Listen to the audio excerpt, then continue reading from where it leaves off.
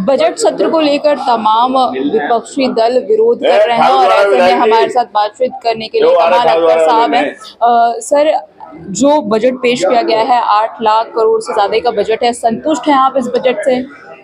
देखिए, बजट को सब लोग जानते हैं। बजट इसलिए लाया जाता है कि जो योजनाएं हैं, जो सरकार के काम हैं, उसको आगे बढ़ाने के लिए। इससे पहले जो है करीब 7 लाख करोड़ का बजट लाया गया, लेकिन सरकार को पहले ये बताना चाहिए कि पुराना बजट कितना खर्च हो गया। 35% टोटल बजट सब विभागों का हुआ है, लेकिन उसके बाद लोगों को गुमराह करने के लिए एक भारी भरकम बजट फिर 8 लाख करोड़ का लाया गया है। तो ये यकीनी तौर पर लोगों को गुमराह करने वाला बजट है। ना इसमें किसानों के लिए कुछ है, ना नौजवानों के लिए कुछ है, ना व्यापारियों के लिए कुछ है, ना मुसलमानों के लिए। लेकिन मुख्यमंत्री कह रहे हैं कि जितना बड़ा आकार होता है उतना विकास होता है प्रदेश का, तो बजट बड़ा है तो विकास भी बड़ा होना चाहिए। नहीं, किताबों में आंकड़े लिखने से कुछ नहीं होता। मैंने कहा ना, आप विभाग वाइज उठा के देख लीजिए। अगर विभाग वाइज सरकार चर्चा कराने को तैयार है तो सब चीज सामने आ जाएगी कि कितने % बजट खर्च हुआ। जब सारे बजट विभागों का बजट ही 35-40% खर्च हुआ है, पिछला बजट नहीं खर्च कर पाए, तो अगला बजट आप लूटने के लिए ला रहे हैं या किस लिए ला रहे हैं? ये सिर्फ जनता को गुमराह करने के लिए। अब अगली बार जब बजट लाएंगे बोले अब 9 लाख करोड़ रुपए का हम बजट ला रहे हैं। तो हमारा ये कहना है कि सरकार जो योजनाएं हैं, अभी जैसे मैं आपसे कहता हूं, सरकार जो योजनाएं लाई है, सरकार जो लाई है, गांवों के लिए कोई एक स्कीम हो तो आप मुझे बता दो। जिस तरह से जनेश्वर मिश्रा गांव थे, जिस तरह से लोहिया गांव की स्कीम थी समाजवादी पार्टी की सरकार के थे, कहीं कहीं कोई स्कीम नहीं है। पंचायती राज के अंदर जो प्रधान है उनके लिए कोई स्कीम लेकर आए हो। मतलब कई विभाग ऐसे हैं जिन विभागों के अंदर सरकार ने कोई भी काम नहीं किया और उनका बजट भी घटाने का काम किया है। अच्छा, अखिलेश यादव को बयान आया था, उन्होंने कहा कि 403 सीटों में से एक भी सीट पर 420 नहीं होने देंगे 27 के चुनाव पे। लेकिन मुख्यमंत्री कह रहे हैं कि 27 के चुनाव में हम उसी तरह से ठीक जीत हासिल करेंगे जिस तरीके से हमने मिल्कीपुर जीत ली, जिस तरीके से बाकी उपचुनाव की सीटें हमने जीत ली और 24 के चुनाव में भी जीत ली। देखिए, भारतीय जनता पार्टी के लोगों को धन्यवाद देना चाहिए, डीएम को धन्यवाद देना चाहिए, एसपी को धन्यवाद देना चाहिए, एसडीएम को, पुलिस प्रशासन को धन्यवाद देना चाहिए। लेकिन वो तो क्रेडिट शिवपाल जी को दे रहे हैं।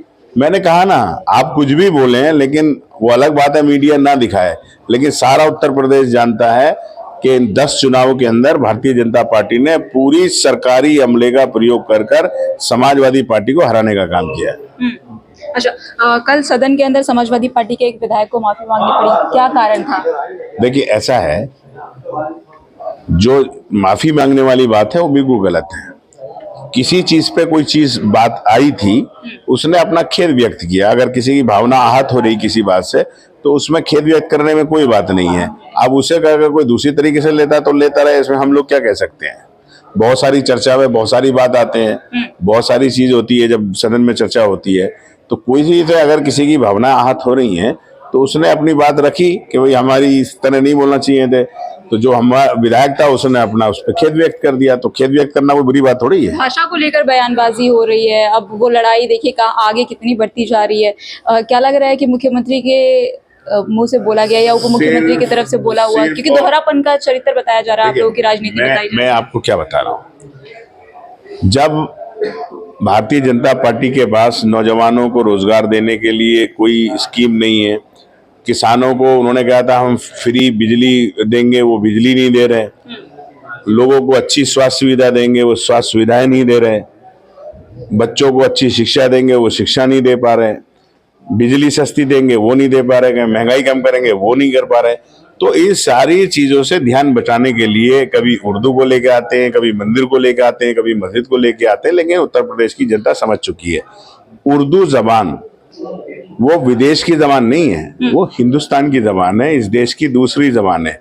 और खुद मुख्यमंत्री जी ने अपने भाषण के अंदर 29 वर्ड बोले उर्दू के, और इस सदन के अंदर कोई एक आदमी ऐसा नहीं है जो उर्दू का इस्तेमाल नहीं करता हो।